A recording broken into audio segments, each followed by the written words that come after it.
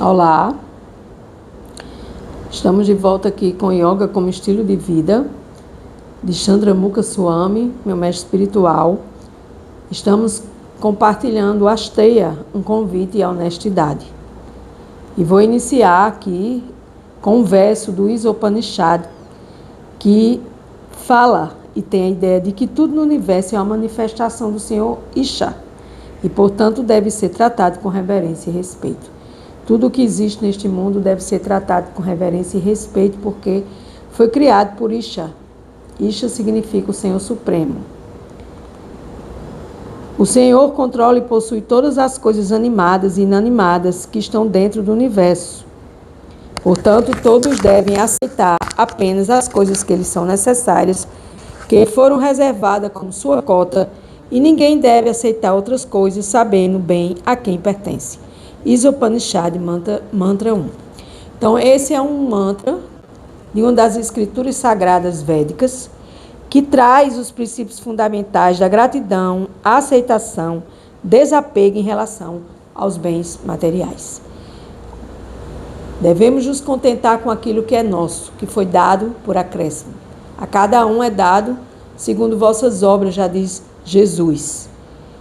E assim, existe a ideia de que tudo que existe, a sugestão de que tudo no universo é uma manifestação do Senhor e que devemos aceitar e valorizar o que nos é dado em vez de cobiçar ou desejar o que pertence aos outros.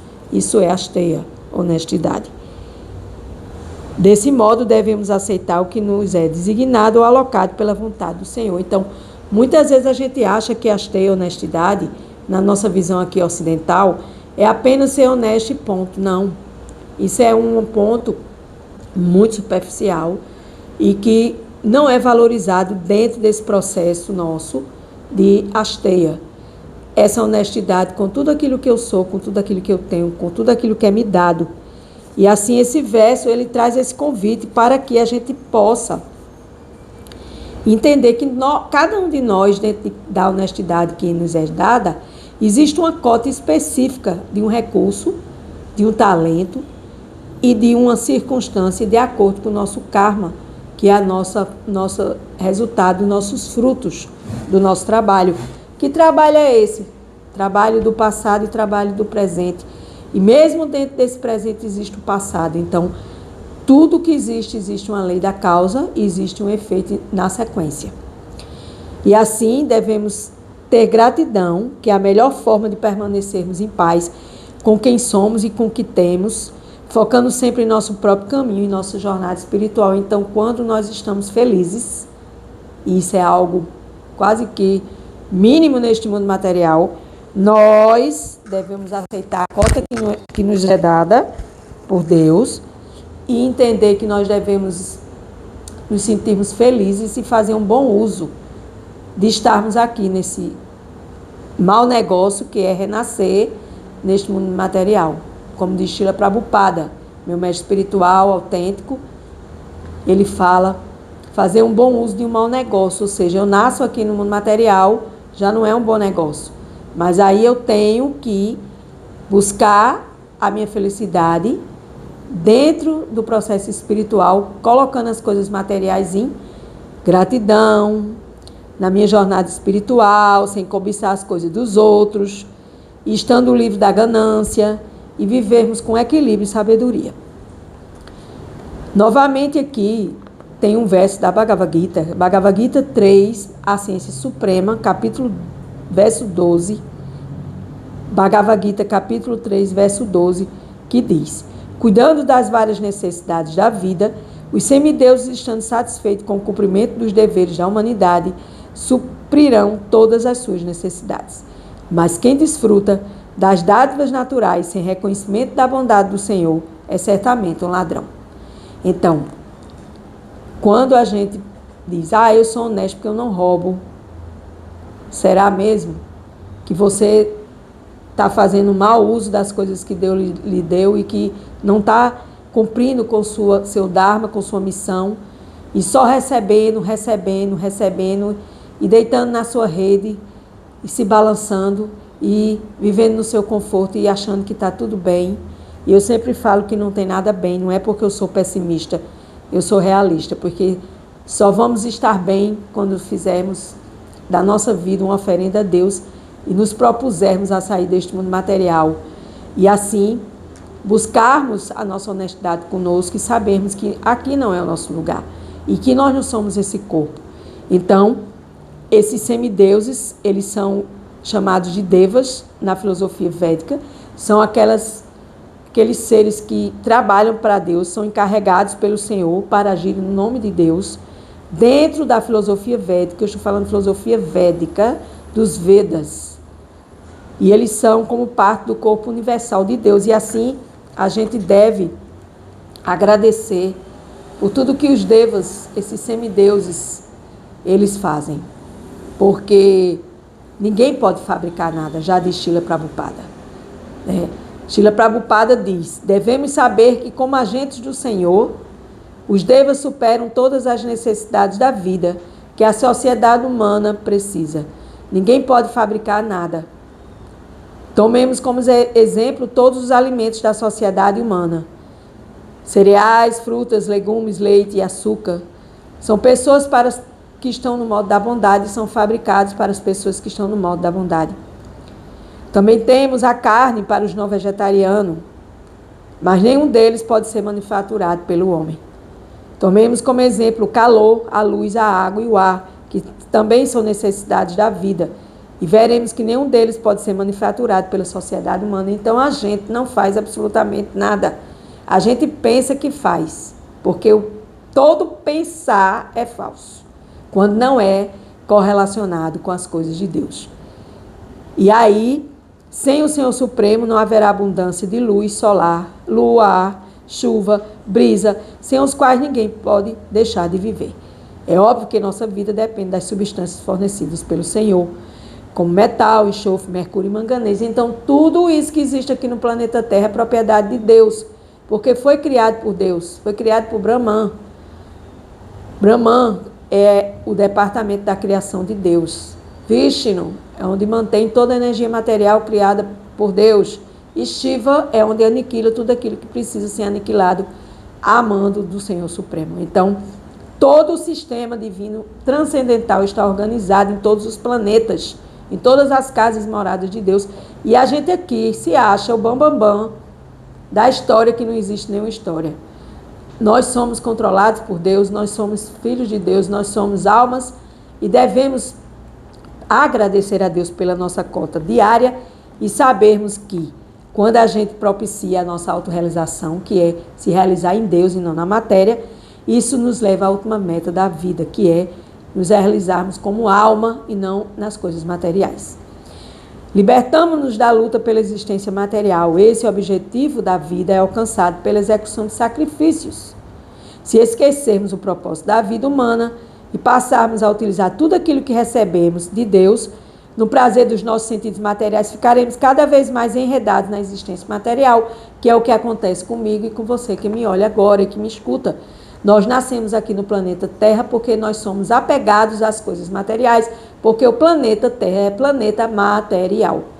E aí viemos para cá para nos desapegarmos dessas coisas materiais, buscando a união ao Deus, a união supremo. Buscamos entender a Bhagavad Gita, a ciência suprema da alma, buscamos estudar as escrituras sagradas e por aí se vai. Então, nesse processo, a finalidade da criação é certamente nos tornarmos agradecidos e não nos tornarmos ladrões das dádivas de Deus, porque assim seremos punidos pela natureza material, que é o que acontece. Muitas vezes as catástrofes que acontecem no mundo material, vulcões que explodem, furacões, terremotos, maremotos, por que acontece isso? Vocês perguntam por que acontece isso? Porque a natureza, minha gente, as coisas são mais profundas. A gente vive numa periferia muito grande em todos os sentidos. No sentido de saber quem nós somos, no sentido de estudarmos sobre Deus, no sentido de sabermos a nossa relação com Deus, nós somos periféricos. E para isso existe Asteya, um convite à sua honestidade, de voltar à sua honestidade, para que a gente possa entender que honestidade é muito mais profundo do que apenas a palavra honestidade. Uma sociedade de ladrões nunca pode ser feliz, porque ela não tem objetivo na vida. É o que nós vivemos. Qual o objetivo dos líderes mundiais, dos políticos, dos presidentes e do povo do Congresso? Qual o objetivo deles? É pensar em mim, você que me assiste? Não. Então é uma sociedade feita de ladrões materialistas, grosseiros, que não tem uma meta final na vida. E isso também é explicado na Bhagavad Gita, capítulo 3, verso 12. Assim, devemos evitar o desejo excessivo por coisas que não são designadas para nós. Isso inclui a cobiça, a inveja, a luxúria, o apego, o egoísmo. Em vez disso, devemos buscar a paz interior e a conexão espiritual com Deus. Esta é a mensagem de humildade, aceitação e harmonia com a ordem cósmica. É a minha honestidade comigo, com o outro, com o planeta e com meu Deus, com meu Deus interior. E assim a gente pode ir mergulhando cada vez mais, e entendendo que esse aspecto de asteia, de honestidade, como yoga, como um yama, uma forma de eu me relacionar com o mundo de uma forma honesta, é muito, muito, muito mais além e mais profundo, de um estudo mais aprofundado do que a simples palavra honestidade. Dando continuidade à leitura aqui do autor do livro, meu mestre espiritual, Chandramukha Swami. Ele diz: convidando a contemplar a imensidão e a complexidade do universo, o yogi, aquele que se une a Deus, realiza que tudo o que ele percebe e experimenta é parte integrante de um vasto sistema interconectado e que o absoluto, a inteligência suprema, a verdade absoluta e o todo completo, chamado de Krishna, suprema personalidade de Deus, está no controle de todas as coisas. Então, não adianta nem tentar controlar. Esqueça essa ideia e se volte a meditar em Deus. É a melhor forma possível. Com essa consciência eu entendo que tudo é plano de Deus e tudo fica mais fácil quando a gente aceita o plano de Deus de bom grado, entende que alegrias e desafios está para cada um em seu papel específico a desempenhar no grande esquema das coisas da sua vida e da sua missão, do seu dharma aqui na Terra. Então, esse processo de estar contente, de ser moderado, de ter aspirações e desejos autocontrolados, é um convite à sua honestidade, ao seu coração, ao seu sentimento. Ao nos advertir contra a cobiça, fazendo-nos entender que existem coisas que não nos foram destinadas. Tem coisas que não é para você, não é para mim. Não são destinadas a nós. Essa é a essência do princípio da honestidade, chamada de asteia. Aqui no Yamas asteia. A minha conexão com Deus e a minha honestidade com Deus e comigo. Em resumo, todos tratam deste princípio de honestidade, de asteia, e devem compartilhar dessa mesma essência ética de não cobiçar, porque a cobiça é um grave, digamos, pecado dentro da filosofia cristã. E assim, dentro desse universo vasto, tudo aquilo que nós temos, nós devemos agradecer e dizer: Deus, muito obrigada. Eu quero ter uma vida simples, com pensamento elevado. Eu quero me tornar um yogi que vai estar sempre conectado contigo em asteia, em honestidade. Nós já vimos aqui no yoga como estilo de vida ahimsa, não violência, satya, um convite à veracidade, e nós estamos agora vendo asteya, um convite à honestidade, que é a não cobiça. Olhe que designação diferenciada de simplesmente dizer: eu sou honesto porque eu não minto. Mentira, todos mentem, todos enganam, todos têm sentidos imperfeitos, todos vivem na ilusão e todos têm a tendência a se enganar o outro. E isso faz parte de nossa alma quando a gente entra neste corpo, porque esse corpo está condicionado à reversão desses defeitos que eu acabei de citar. Com certeza, numa civilização avançada, os indivíduos são conscientes e responsáveis e utilizam dos recursos naturais, evitando desperdícios e agindo de forma sustentável. Sabe, um bom exemplo é quando você vai escovar o dente, que você deixa sua torneira correndo água enquanto você está escovando seus dentes.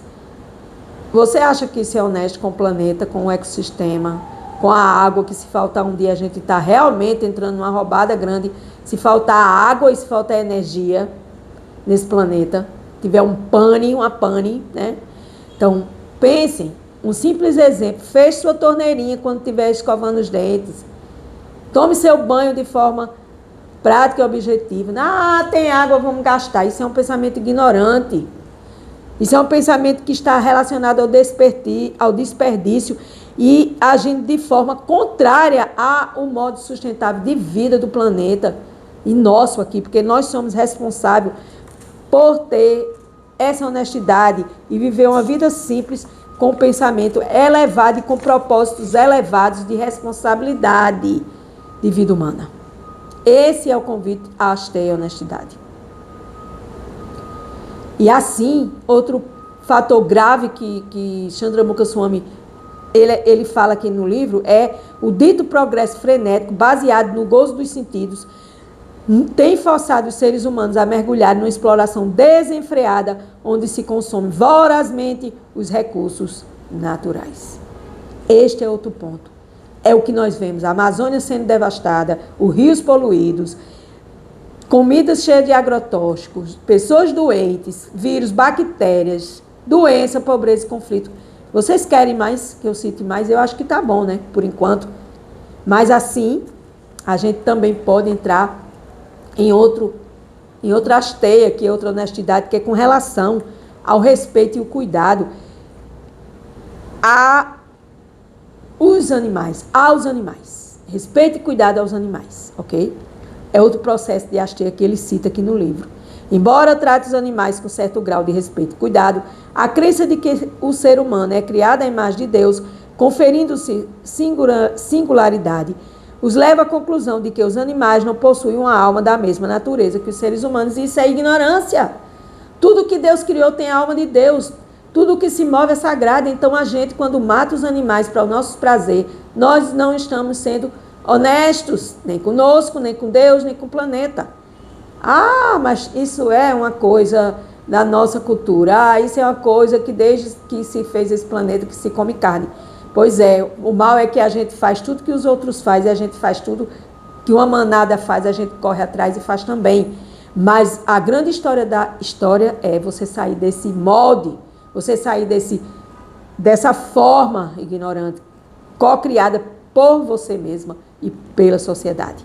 Porque o Chandramukha Swami, ele fala aqui, a própria visão judaico-cristã, devido à sua compreensão da presença sagrada de Deus em todas as formas de vida, tem inadvertidamente contribuído para a mentalidade predatória.